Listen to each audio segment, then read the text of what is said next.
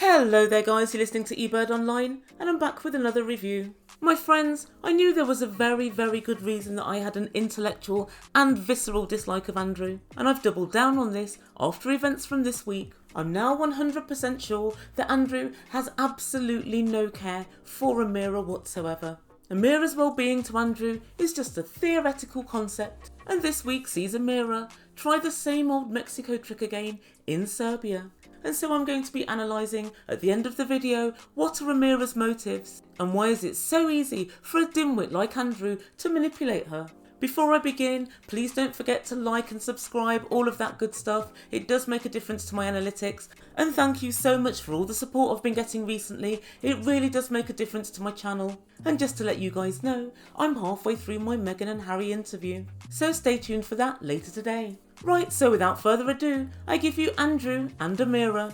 So first we meet up with Amira, and she tells us, I'm not really feeling great about going to Serbia. If it was up to me, I would reissue my visa. I'm very scared. And so what would a normal person do when they're worried? That's right guys, she calls Andrew the human equivalent of slime. Hey baby, how you doing? Oh, your apartment is so clean and nice and beautiful. And it would seem that she's right. All the Ebird can think is, Andrew, get the F out then because you need a freaking jet wash. Oh lord, I really do miss the days before I knew Andrew existed. And Andrew tells production Serbia's a very viable option. I know she's very hesitant to go to Serbia, but until she does, we can't move forward. Andrew, half the world has been at a standstill since the advent of coronavirus. It's not just you. Moving forward is something that lots of us haven't done for a whole 12 months. And counting. Have you taken any steps whatsoever to find out more about reissuing the visa? I doubt it. Have you called the American embassy? Again, it's doubtful. Have you spoken to Amira about her finances and maybe convinced her to get a job so that you can both then pay for the K1 visa if you can't get it reissued and you need to pay again? Again, it's doubtful. Andrew just wants everything his own way. And then Amira says to Andrew, I am very afraid that Mexico City will happen again. And I'm also very scared of coronavirus. But he will just keep on asking until he gets what he wants. So in other words, Amira, Andrew's worked out how to grind you down and you've allowed that to be the case. Why don't you stand up for yourself for once in your life? And at this point I'm beginning to think you need to assert yourself and cease blaming everything on Andrew. And so of course Amira's very scared of Serbia. And I guess with good reason, most of the things that we've heard about Serbia pertain to the conflict of the early 90s. Think Slobodan Milosevic and European peacekeeping forces, who incidentally failed to keep the peace. But Andrew's been online, and he tells us lots of people agree with him about the Serbia plan. And so for all those who agree with Andrew about Serbia, let's call them knobs. So for all the knobs out there, they've probably never been to Serbia in a pandemic on your own. I don't feel like it sounds like an ideal plan. I really don't. Now the Ebird has been many times to Croatia, which is obviously right next to Serbia, and it's absolutely beautiful, but I'm very reliably informed by others that Serbia is a very different kettle of fish.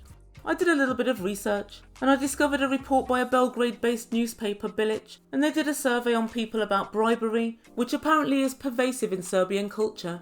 So in this survey, which was across all industries, 38% of medical workers had been offered bribes, which they think was an indication of the difficulty of accessing good healthcare within Serbia, which really doesn't bode well if you're travelling in the middle of a pandemic. And Amira tells Andrew she's extremely worried that the same thing will happen in Serbia that happened in Mexico.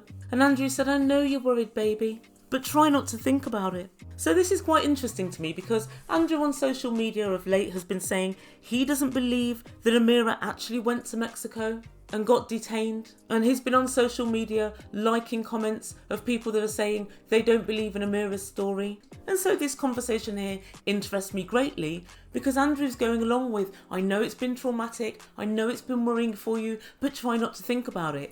If you didn't believe it happened, why would you be saying all of this? And then Andrew said, baby, I want to do everything in my power to make sure that you're safe. Andrew, you have no power or intellect. You've already proven in Mexico you have no capacity to make sure that Amira's safe. Everything in your power means absolutely nothing. Put quite simply, Andrew, you're a bedwetter. And so Amira said, okay, so Serbia, we will do Serbia. And she tells production, I don't want to lose him. And that's what matters the most. I'm going crazy for love. And Andrew said, babe, good decision. Right, I'll book it right away. You're so brave. And right as Amira puts the phone down, she gives an extremely heavy eye roll, which was interesting because that's what the Ebird was doing to Amira. But unfortunately I discovered there's not quite enough bloody sky to roll my eyes at where Amira's concerned. And so next time we see Amira, she's in the car on the way to Serbia by herself. And she tells us she feels she has no choice. Amira, everybody has a choice. And as she's driving along, she starts silently sobbing. And she tells us her family are not supporting her and her friends are not supporting her. She's lost everybody. Oh Amira, the Ebird's not supporting you, my subscribers are not supporting you, and the world at large isn't supporting you. After what you've been through, you'd be ridiculous to even risk it again. But I must say one thing, your friends and family are probably not supporting you. They just wanted you not to go. So when your dad said, I won't speak to you again if you go, of course he will. Don't be ridiculous. For he loves that camera. He's quite partial to the shine, I've noticed. And I'd say exactly the same for the French Sanford Black. However, they just want to prevent you from doing something which you might later regret. And even though she doesn't mention it in the car, I think she's sobbing from nervousness thinking about what happened in Mexico and the chances of it happening again. And we quickly go over and see Andrew in the US, and he's sitting outside in the sun, waiting for Amira's plane to land. And he tells us she landed 9 minutes ago. She should have called me by now. And Andrew reasserts once more, I think it's her interaction with the authorities at Mexico airport that led to the problems, so I'm just hoping her interaction's going to be better this time. He's got to get that blame in, hasn't he? Every time he has the option to say it's either Amira's idea or Amira's fault, he says it. Well, yet again, the Ebird's done a little digging, and Amira has actually said herself on her social media that in fact she did buy a single ticket to Mexico, and I think this was the key factor. If they thought she was a holiday maker, they probably would never have even asked her, what are you doing, where are you going? And Andrew, that's down to you, because when you were doing all your research into how this works, you should have known to close any little loopholes or areas for fuck up. But you didn't, did you? Tens of thousands of people holiday there from Europe every single year, and they don't all get questioned. And when she finally arrives in Serbia, I'm really surprised to see that Belgrade Square has been all built back up again. Last time I saw it, it was looking a little worse for wear. She takes a taxi to the hotel room, and it's a pretty nice hotel, although it's quite small considering she's staying there for 2 weeks, but yeah, it's quite nice. And she says, I have made it. I am outside of the airport in Mexico City. I didn't get outside of the airport. Well, she's outside of the airport, but that's where the mafia are, and that's where the lack of human rights are as well. So your dad says. And then she says she's stuck in a hotel room in a country she doesn't know anything about. When she finally speaks to Andrew, he said, hey babe, I'm so glad you landed. And she looked on the verge of tears, but he kept on smiling like the goon he is. And he said, I'm really happy, we're halfway there. And he didn't try and cheer up Amira at all. He never ever seems to cheer her up. He's so selfish, he just thinks about how he feels. And then Amira says, I gave up everything for Andrew. I gave up my friends, I gave up my family, and I gave up my studies. Amira, you didn't give them up, they're all still there.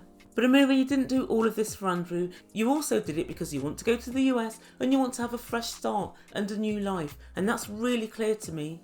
And so that's where we leave this couple for this week. So what does the Ebird make from all of this? Well, we can see clearly, following on from last week, Andrew pressurised her to go. And with the power that God vested in me, Andrew, I feel compelled to advise you that you're a selfish little twonk. However, I've got to tell you, Amira, that that level of selfishness does not exist in a vacuum. It needs somebody like yourself to facilitate it. And so it would seem to me that Amira makes decisions with a distinct lack of thought and consideration. She should have simply said no to Andrew, because even though she said, oh, I don't want to lose him, you're the best he's ever going to get. By far, Amira. You know it, I know it, the world knows it, so you were never actually going to lose him. The worst thing that might have happened is you might have had to, shock horror, get a job and help with the funds to get you over to America if you had to reapply for the visa. And although we realise that Mexico was Andrew's idea, you, and in fact both of you, but especially you, Amira, should have had your story ready as to why you were going to be in Mexico. And honestly, I don't understand Amira. And at this juncture in time, it would be foolhardy to try. I think I'm only going to get more of an idea about her when she actually meets up with Andrew in Roseville, California. And we see the interaction between them both. I'm still trying to work out, is Amira the full ticket, or how can we say? Or has she got an IQ of 110 maybe. I don't know, the jury's out, but something tells me she's a sandwich short of a picnic. But then finally, we also see a clip of what's happening next week. Andrew's talking to Amira about having kids and saying, this is important to me. And Amira's saying, well, I need to see how you treat me first. And guys, remember all those weeks ago when Andrew said to his sister, first she wanted a family and now she's changed her mind? Amira's not sure about you, Andrew. Amira knows you're selfish, and Amira knows you're not the brightest spark. She doesn't feel safe and comforted with you. And that's why she doesn't want to agree to have kids with you immediately. I have to say, I think Amira's main goal is getting to the state. I don't really see the love between her and Andrew. Maybe it's there, but it's not apparent at the moment. Guys, let me know what you think. Do you think Amira's the full ticket? And do you think she's jointly culpable for going to Serbia? We can't blame Andrew for absolutely everything, although the Ebird will try. So please let me know what you think in comments down below, and I'll get on with the other half of Meghan and Harry. So before I go, please don't forget to subscribe to my channel. It's a great time over here, and also hop over to Ebird Unfiltered and subscribe there if you feel like it. Thank you so much for all the support. You've been listening to Ebird Online, and I bid you a very good day.